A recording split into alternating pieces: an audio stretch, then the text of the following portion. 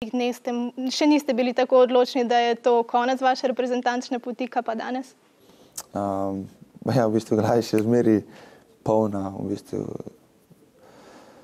različnih emocij. Ne vem, leva stran mi govori, gre naprej, desna stran mi govori, dosti je, tako da mi je zelo težko reči, kaj pa kako. Goran, zelo izčrpano delujete, verjamem, da vam je to pobralo zelo veliko energije. Kakšni se vračate k delodajalcu, kakšni se vračate v NBA? Smatram.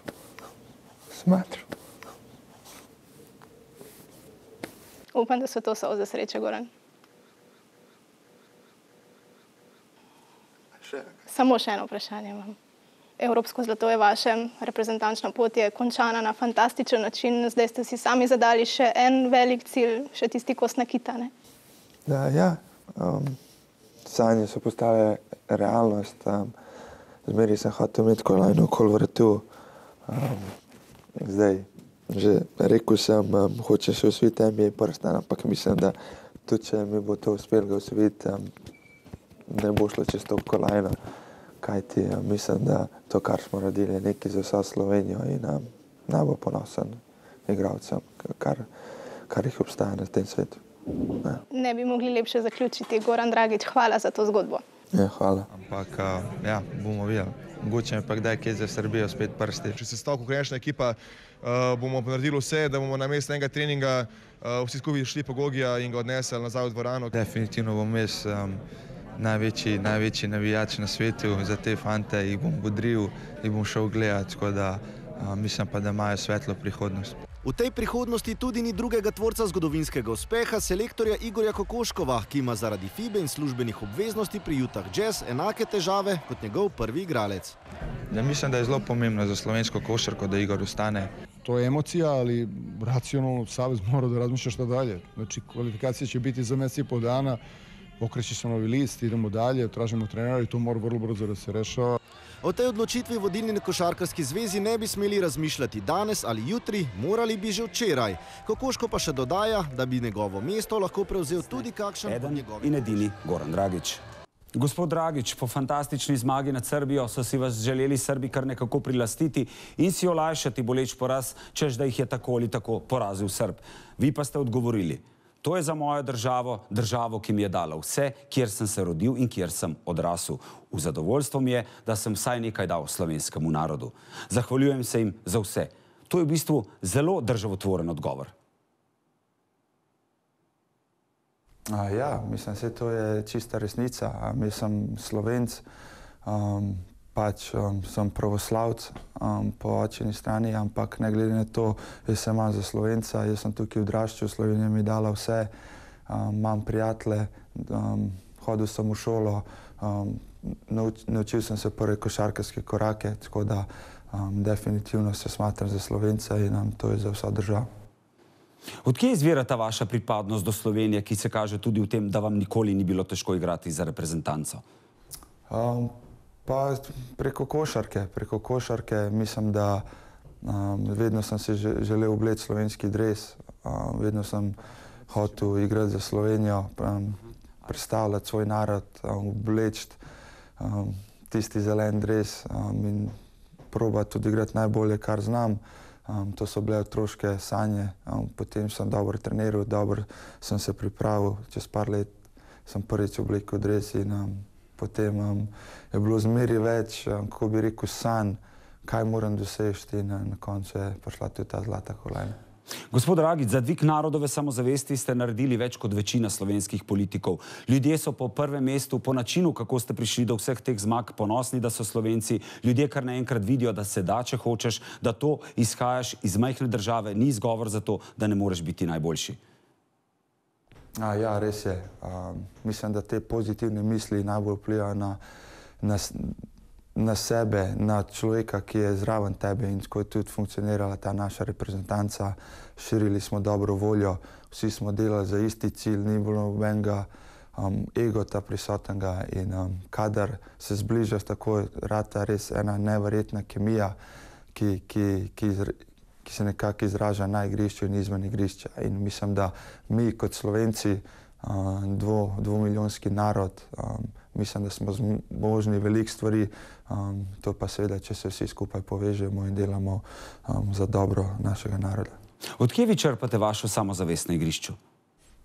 Pa črpam iz različnih stvareh.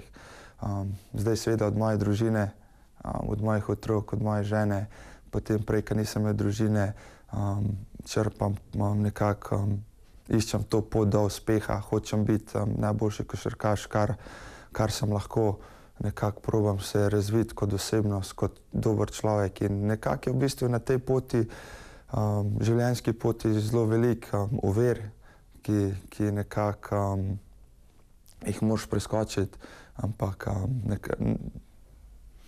enkrat kaj zaboli, ampak se ostaneš, se pobereš in sanjaš naprej.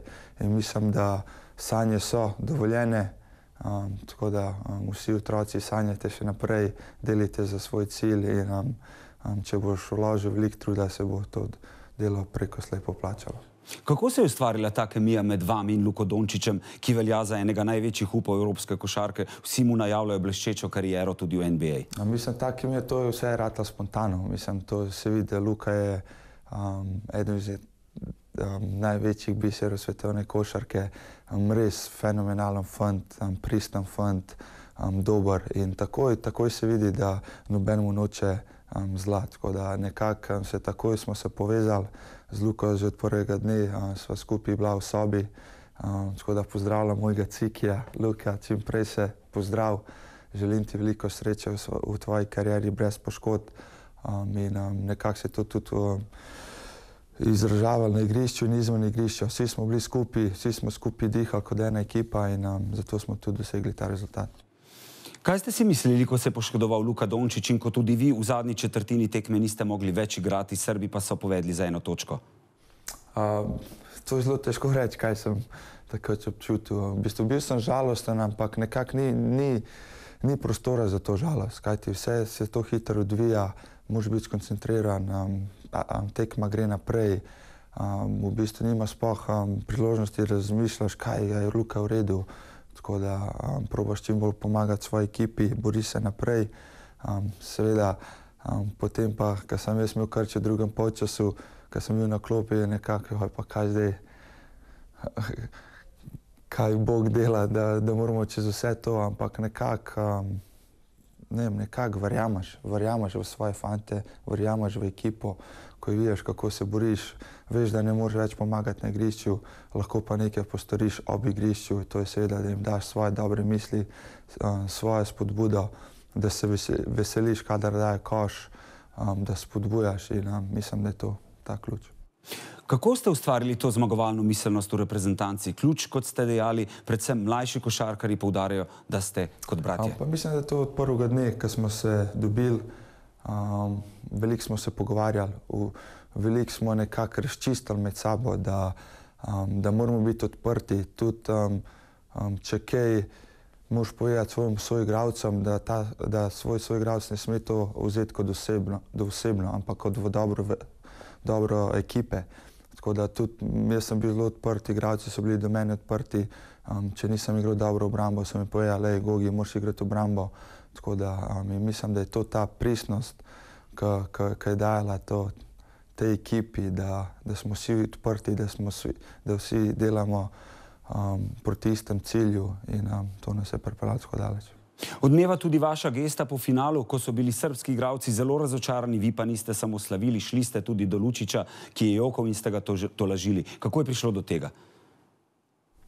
Spontano, ker jaz vem, če pred tekmo sem se postavil v oba položaja. Takrat, ko bom dvignil pokal, pa takrat, ko bom izgubil v bistvu to tekmo. Kajti mislim, da če si pred tekmo nekako pripraviš na vse možne scenarije, potem lažje reagiraš in na koncu sem nekako tudi jaz vedel, kakšna bolečina je to.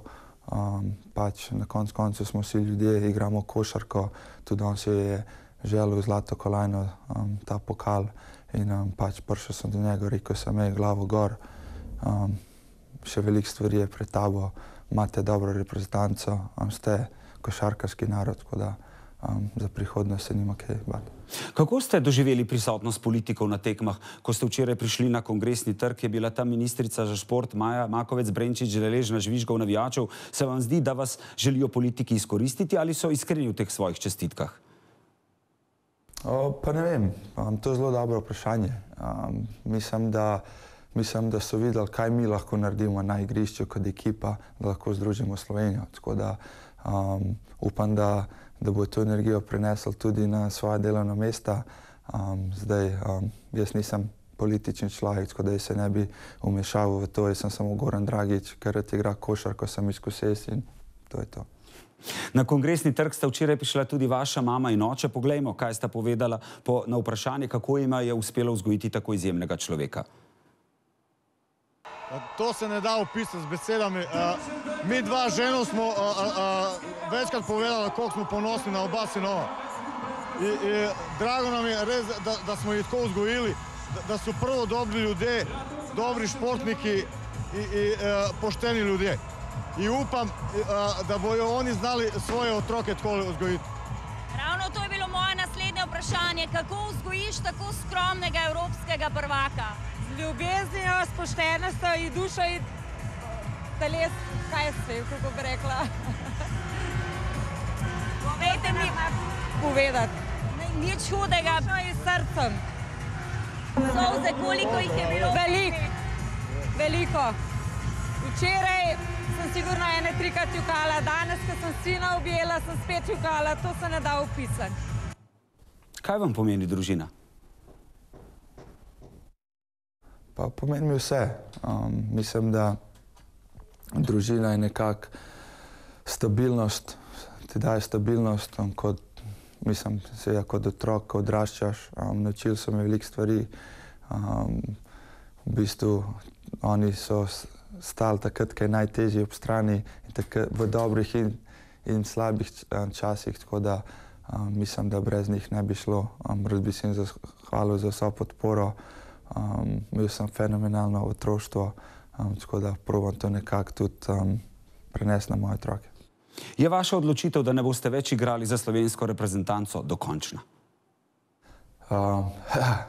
Dobro vprašanje. Ne vem. Leva stran govori, še igra, desna stran govori, ne več igrati. Tako da jaz res ne vem. Res ne vem, kaj ne rečem. V bistvu polna mi glava. V bistvu sploh ne vem, kako se ne izrazim, kako ne povem Slovencem, ampak rabim še par dni, da nekako prespim to. Ampak nekako se bolj nagibam tem, da bi na vrhu Evrope, da bi se poslovil.